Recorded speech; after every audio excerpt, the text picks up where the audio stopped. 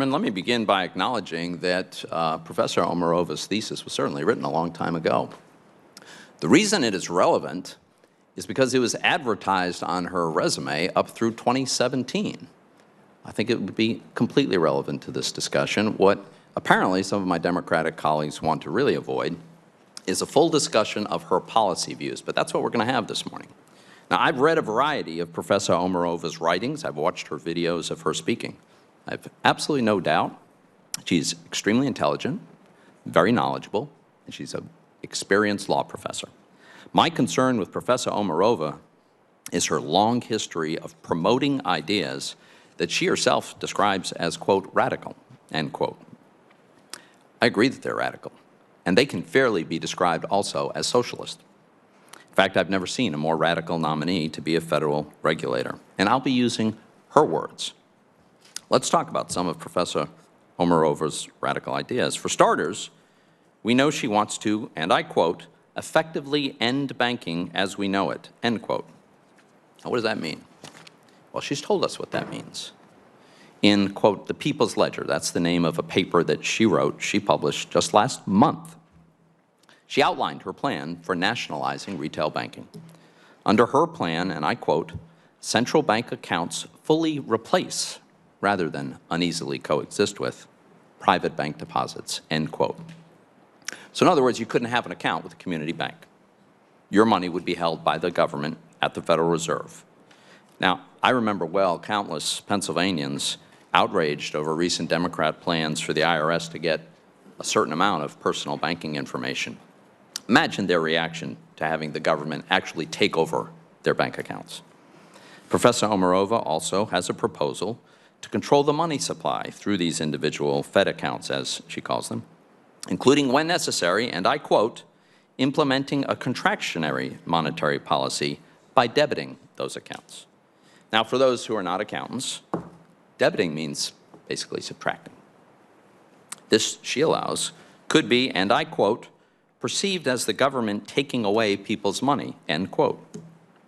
Well, I think I know why it would be perceived that way, because it would be the government taking away people's money. Professor Omarova's plan would devastate all banks, but especially community banks, because they rely on the deposit taking for the lending money to local businesses and residents. So what would happen to these banks under Professor Omarova's plan to outlaw their business model? Well, according to the People's Ledger that she wrote, Professor Omarova might allow these community banks to continue to exist, but only as, quote, franchisees, end quote, for the government, if they qualify for a license to, quote, operate physical branches and ATMs on the Fed's behalf, end quote. I see. Except that Professor Omarova would deny these banks their source of funding, which is deposits. And without a source of funding, banks can't very well lend to a woman who wants to open a new restaurant in town, a tool dye shop looking to expand, newlyweds who want to buy their first home, or pretty much anything else. Now, given that she wants community banks to become vassals of the government, it's no wonder that the Independent Community Bankers of America and banking associations from 41 states so far oppose her nomination. As Ricky Leal, Senior Vice President at First Community Bank in Texas, stated, and I quote, the entire theory in banking, especially local community banking, is based on gathering up deposits from the local community and loaning back out into the local community so that those dollars are cycled through and stay local. You'd lose all that. A world without the local deposit, it would change banking as we know it, end quote. But of course, that's the idea.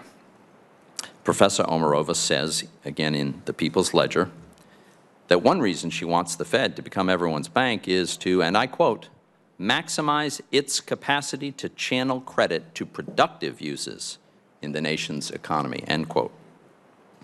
Now, it's troubling to ponder how she or anyone in government would choose to define productive uses in our economy. How about loans to oil, gas, and coal companies? Would Professor Omarova consider them productive? Well, we actually know the answer. Earlier this year, at a social wealth seminar, she said publicly of these energy businesses, and I quote, we want them to go bankrupt if we want to tackle climate change, end quote. She also said at an investment and decarbonization seminar this year, and I quote, "The way we basically get rid of those carbon financiers is we starve them of their source of capital," end quote. And she's created an entire blueprint for how the government could do this, and she has advocated her plan, including in testimony to Congress. Seems to me the last thing we need now, with some Americans paying close to $5 a gallon for gas and home heating costs soaring due to the Biden administration's disastrous energy policies, is a banking regulator who wants to push perfectly legal and economically necessary companies that employ millions of Americans into bankruptcy. But Professor Omarova's radical ideas don't stop there. She has a plan for the government, through the Fed, to replace the free market in setting what she calls, and I quote, "systemically important prices," end quote. But these are things she lists. These are things like food, wages, energy. And since the administration's done such a great job on inflation, I'm sure Americans can't wait until the Fed starts directly controlling prices for eggs and milk and rent. And this isn't the only time that Professor Omarova has expressed support for government control on wages. As she tweeted in 2019, her words, and I quote, "Say what you will about the old USSR, there was no gender pay gap there. Market doesn't always know best," end quote. I suspect Professor Omarova may claim that as comptroller of the currency, she wouldn't have the power to enact all of her radical views. But the truth is, the comptroller is a very powerful regulator. It wields enormous powers through bank chartering, regulation, enforcement, and especially through its opaque supervision process. The comptroller is also a member of the FDIC board and the Financial Stability Oversight Council, America's financial super regulator. Professor Omarova may also claim that her writings are just thought experiments. But for the last decade, she's been a consistent, forceful advocate for these radical ideas in her writings, in public statements, and in testimony before Congress. Now, taken in their totality, her ideas do amount to a socialist manifesto for American financial services. She wants to nationalize the banking system, put in place price controls, create a command and control economy where the government allocates resources explicitly instead of free men and women making their own decisions about the goods and services they want to buy and sell in an open market.